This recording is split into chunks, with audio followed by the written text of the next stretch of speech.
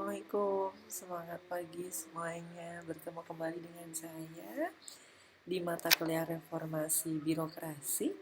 Kita akan sama-sama mempelajari terkait reformasi birokrasi, pendekatan akuntabilitas.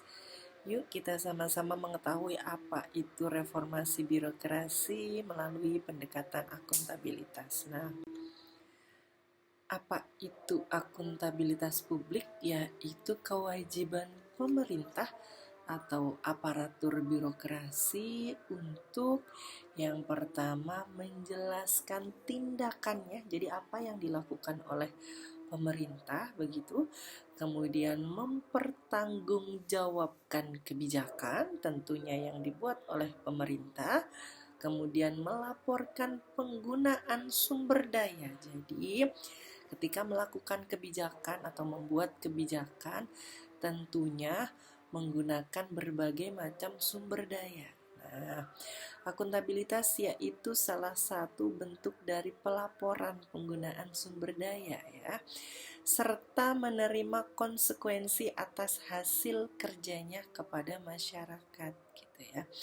Jadi pemerintah itu kan bertanggung jawab gitu ya dalam pelaksanaan kebijakan. Nah, hasil dan konsekuensi yang dibuat oleh pemerintah atau kebijakan yang dibuat oleh pemerintah itu harus dipertanggungjawabkan kepada masyarakat. Nah, dalam birokrasi modern, kekuasaan pemerintah bukan milik pribadi pejabat ya, tetapi amanah publik yang harus dipertanggungjawabkan. Nah, kemudian akuntabilitas muncul karena apa sih sebenarnya gitu ya? Yang pertama, pemerintah menggunakan uang rakyat. Otomatis ketika menggunakan uang rakyat harus ada pertanggungjawabannya gitu ya. Digunakan untuk apa sih uang rakyat itu begitu ya. Kemudian yang kedua, pemerintah membuat kebijakan publik ya, karena memang kewajiban dari pemerintah adalah membuat kebijakan gitu ya, yang gunanya untuk kepentingan publik. Kemudian yang ketiga, pemerintah memiliki kewenangan yang besar terhadap masyarakat gitu ya, karena memang notabene pemerintah adalah sebagai penanggung jawab, otomatis memiliki kewenangan juga yang besar terhadap masyarakat. Kemudian karena itu masyarakat berhak apa? Yang pertama mengetahui gitu ya, bagaimana sih jalannya kebijakan itu gitu ya. Kemudian bagaimana terkait penggunaan tadi ya, penggunaan sumber daya dan lain sebagainya gitu ya.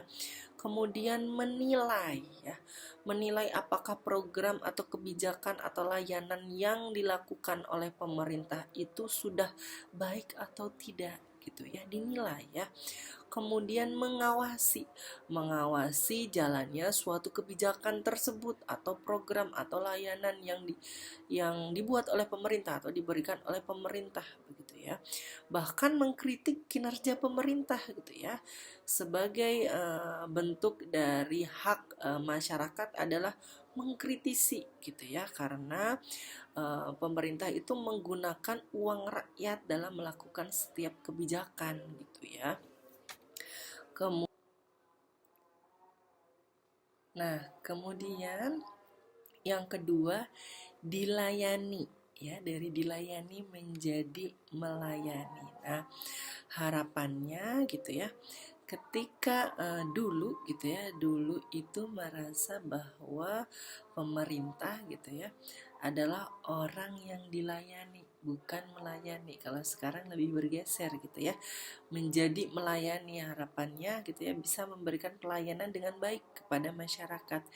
Kemudian dari tidak efisien gitu ya, karena dulu waktunya lama gitu ya dalam memberikan pelayanan, sekarang bisa menjadi lebih cepat gitu ya menggunakan digitalisasi pelayanan publik. Jadi otomatis akan memangkas waktu sehingga lebih efisien begitu ya, lebih profesional karena memang pelayanannya jauh lebih cepat dibandingkan dulu. Kemudian yang dari tidak bertanggung jawab jadi akuntabel, karena gitu ya semua sekarang bisa dipertanggungjawabkan secara terbuka begitu ya, melalui digitalisasi kita bisa mengaksesnya dengan mudah.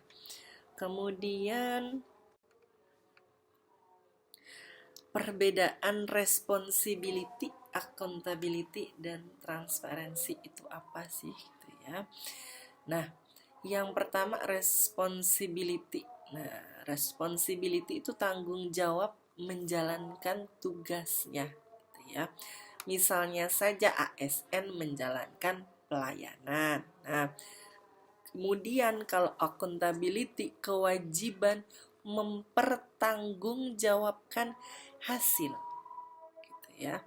Misalnya saja ASN menjelaskan mengapa sih kok pelayanannya jadi lambat, kenapa gitu ya, kenapa kok nggak bisa cepet gitu ya. Nah, kalau accountability itu lebih melihat kepada hasil dari kinerjanya gitu ya. Kemudian transparansi apa? Keterbukaan informasi gitu ya. Misalnya saja data anggaran dipublikasikan begitu ya, sehingga kita sebagai masyarakat bisa dengan mudah mengakses terkait penggunaan anggaran gitu ya di dalam sebuah instansi, misalnya begitu.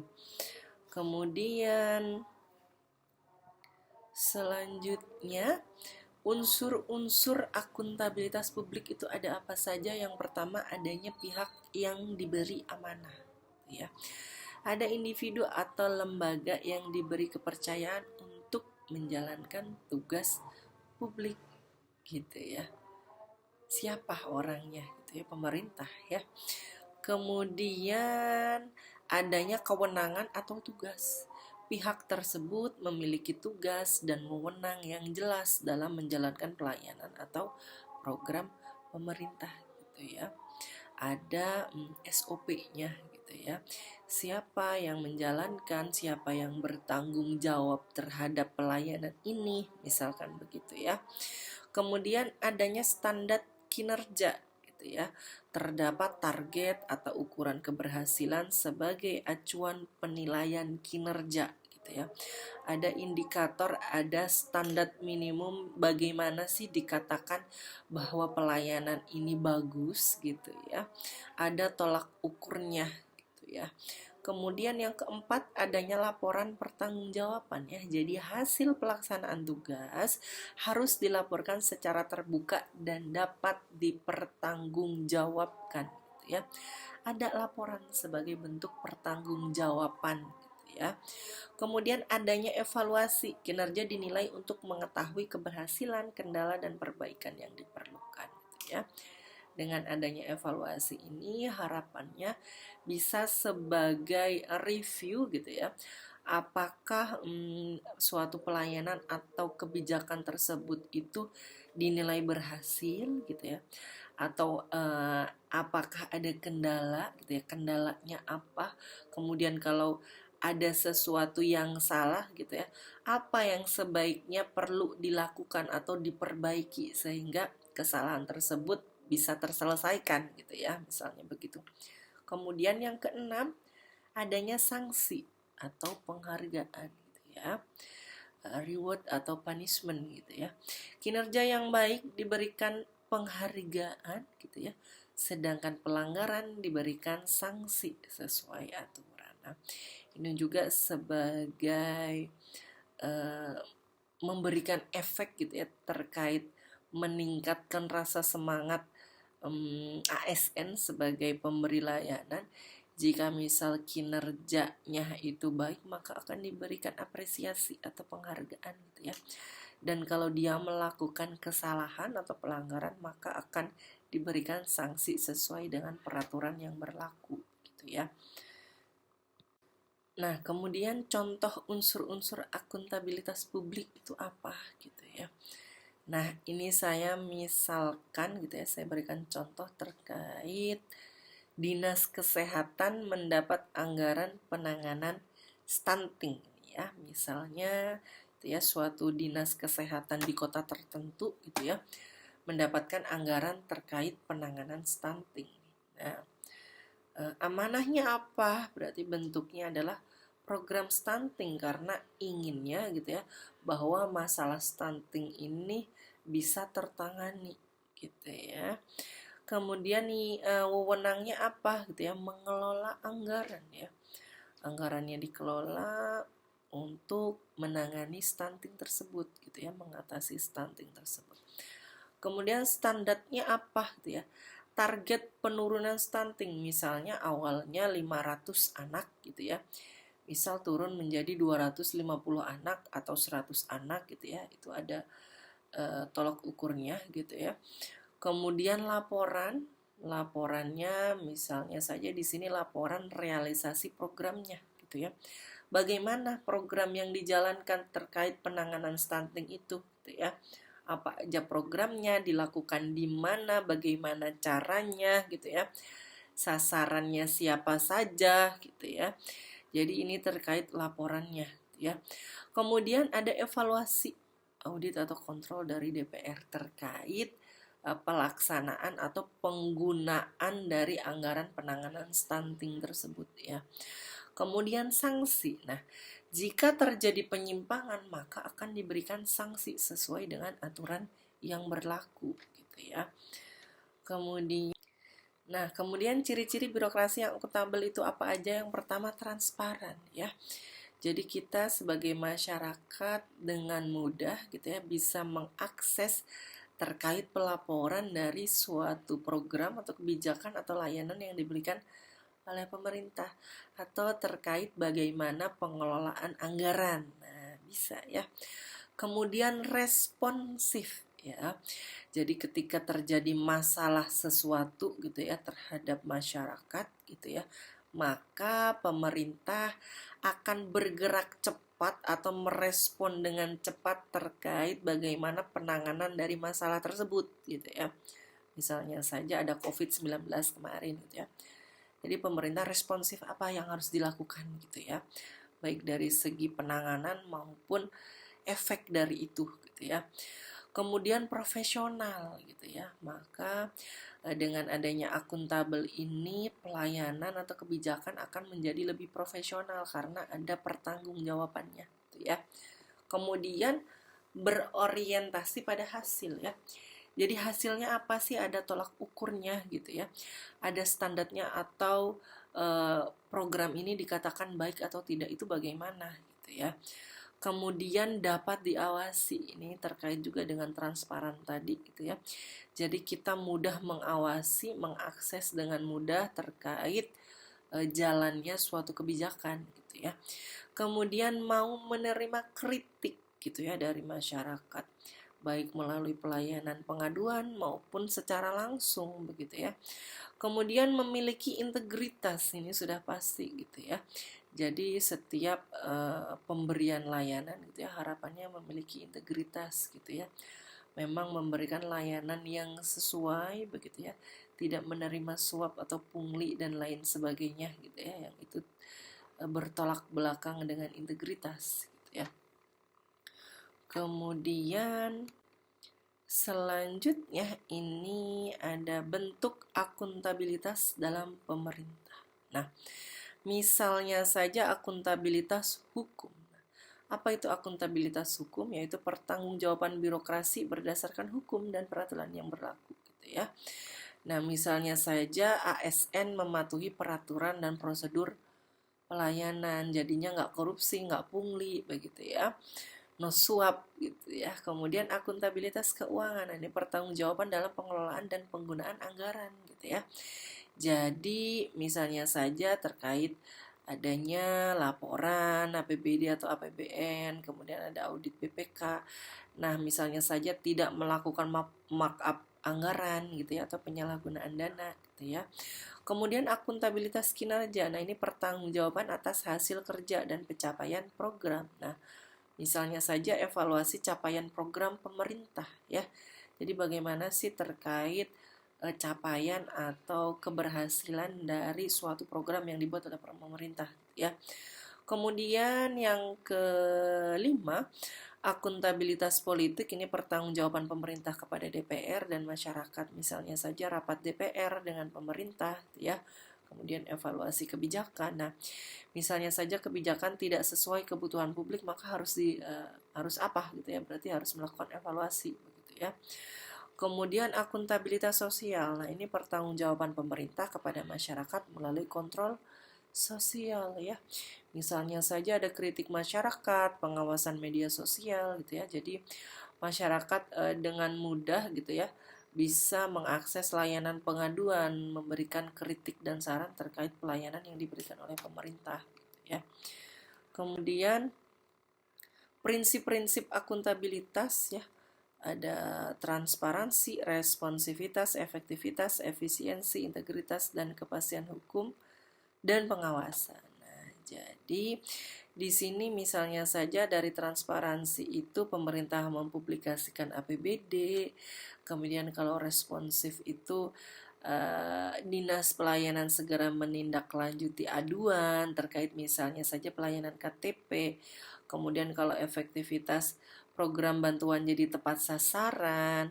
Kemudian kalau efisiensi pelayanan administrasi dilakukan online ya, jadi mengurangi biaya, mengurangi tenaga, mengurangi waktu gitu ya. Kemudian integritas ya, jadi ASN menolak gratifikasi dalam bentuk apapun gitu ya. Adanya kepastian hukum, proses perizinan dilakukan sesuai gitu ya dengan peraturan yang berlaku, kemudian adanya pengawasan, misalnya inspektorat dan BPK gitu ya, melakukan audit terhadap penggunaan anggaran. Nah, kemudian apa sih hubungan akuntabilitas dengan reformasi birokrasi gitu ya? Nah, ini yang pertama gitu ya. Reformasi birokrasi itu kan upaya perubahan sistem gitu ya. Sedangkan akuntabilitas itu kewajiban birokrasi untuk mempertanggungjawabkan seluruh tindakan, kebijakan, penggunaan anggaran dan hasil kerja. Nah, kemudian hubungannya apa? Akuntabilitas menjadi salah satu inti utama reformasi birokrasi. Karena apa? Reformasi tidak hanya mengubah struktur organisasinya saja gitu ya, tetapi juga memperbaiki cara birokrasi bekerja dan bertanggung jawab kepada publik gitu ya hubungannya. Kemudian bentuk hubungan akuntabilitas dengan reformasi birokrasi itu apa aja? Misalnya saja reformasi struktur. Nah, ini akan memperkuat pengawasan gitu ya. Jadi misalnya saja pembentukan sistem audit, gitu ya, penguatan inspektorat dan lain sebagainya. Reformasi sistem kerja, nah ini meningkatkan transparansi, misalnya saja melalui digitalisasi pelayanan, gitu ya. Kemudian reformasi SDM meningkatkan profesionalisme ASN, misalnya saja reformasi birokrasi mendorong ASN untuk bekerja berdasarkan kompetensi, berorientasi hasil, memiliki integritas, dan siap dievaluasi atau menerima kritik dan saran gitu ya. Kemudian reformasi pelayanan publik misalnya meningkatkan kepuasan masyarakat ya. Ini misalnya saja pelayanan publik jadi lebih cepat, jelas, terbuka gitu ya, karena sekarang lebih ke digitalisasi, jadi harapannya memang pelayanan bisa lebih cepat gitu ya. Ini beberapa contoh program reformasi birokrasi ya. Misalnya ada program ZI ya, WBK, WBBM ini ya, Sakip, SPBEI, GAF dan digitalisasi pelayanan. Ini merupakan berbagai contoh realisasi dari program reformasi birokrasi. Kemudian pendekatan reformasi berbasis akuntabilitas. Nah, pertama, reformasi struktural. Nah, ini misalnya penyederhanaan birokrasi, penguatan pengawasan gitu ya. Jadi strukturnya lebih ringkas gitu ya, harapannya ini juga meminimalisir adanya tumpang tindih atau terlalu lebarnya koordinasi sehingga itu akan memperlama prosedur gitu ya.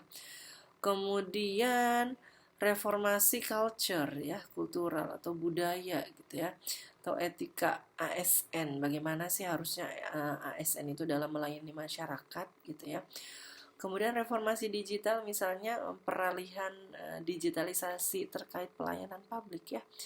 Kemudian reformasi partisipatif, jadi adanya pelibatan masyarakat gitu ya dalam setiap proses kebijakan maupun pelayanan gitu ya.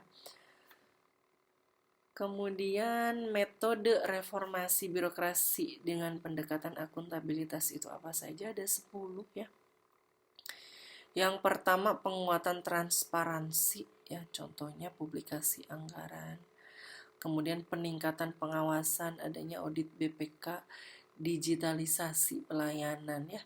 Kemudian ada penerapan SAKIP ya, jadi penilaian capaian program dan target kerja ASN. Kemudian penguatan integritas ASN ya. Ini berbagai macam metode atau cara yang bisa dilakukan terkait reformasi birokrasi pendekatan akuntabilitas. Kemudian yang keenam ada peningkatan partisipasi publik ya. Misalnya saja ada layanan aduan sekarang gitu ya. Kemudian penyederhanaan birokrasi gitu ya. Penyederhanaan alur ya, alur perizinan misalnya begitu. Kemudian pemberian reward dan punishment ini sangat penting karena itu akan meningkatkan kualitas ASN sebagai pemberi layanan publik gitu ya. Kemudian penguatan sistem hukum dan regulasi, misalnya saja penegakan hukum terhadap korupsi dan maladministrasi. Kemudian yang terakhir, evaluasi kinerja berkala ya, adanya evaluasi ini penting gitu ya, sebagai bentuk monitoring ya terkait suatu program, apakah program itu berhasil atau tidak, atau ada perbaikan atau tidak begitu ya. Nah, sekarang lanjut ke diskusi, silahkan teman-teman nanti mengisi beberapa pertanyaan yang telah saya siapkan gitu ya.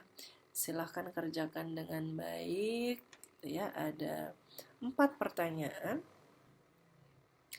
Yang pertama ya, pertanyaan yang pertama. Kemudian ada pertanyaan yang kedua.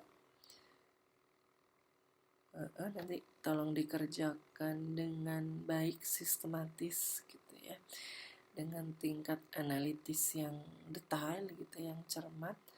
Kemudian pertanyaan ketiga,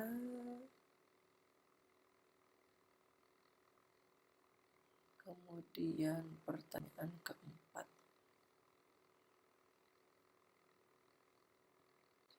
Oke, saya rasa cukup sekian. Terima kasih semuanya. Kurang lebihnya saya mohon maaf. Assalamualaikum warahmatullahi wabarakatuh.